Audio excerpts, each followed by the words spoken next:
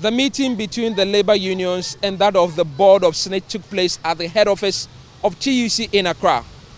The labor unions told Joy News they will not compromise on their stance to get this deal cancelled.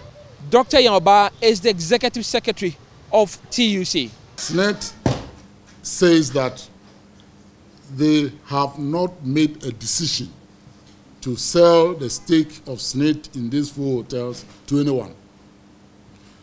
They are still considering proposals, and that they are listening, given what has happened. They are listening. And so this meeting was one of the sessions that allowed them to listen. And our advice was very simple and straightforward. We said, please, given all what has happened, cancel the deal, convene a stakeholder meeting. There are a number of issues that have come up about SSNIT in the last couple of weeks. Let us take them one after the other.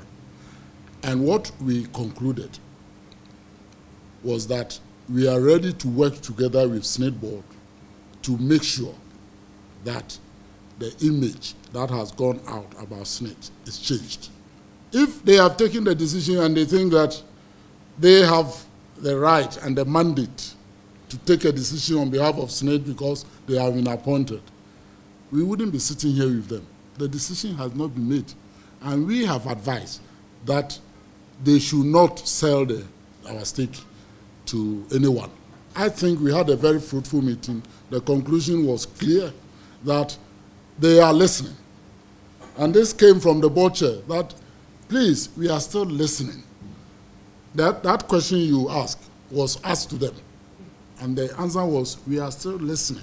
So if indeed they are listening, we have offered our advice. And we are politely saying, please stop this deal, convene a stakeholder meeting.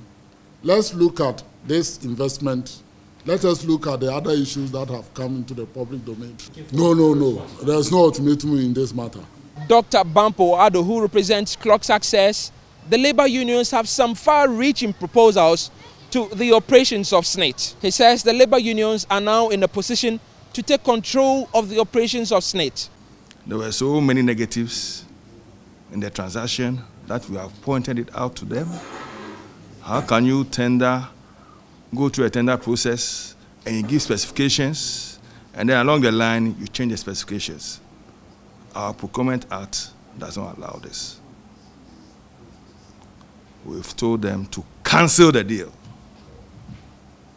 That was our advice to them. Cancel the deal. We will not be part of this deal. What we are saying is that at 766 give control to workers when it comes to their second tier and they are performing. The same thing should happen to tier 1. We will take control. This is our money, and we would take control. They dare not. Because they said they dare not. We've told them in plain language, they dare not.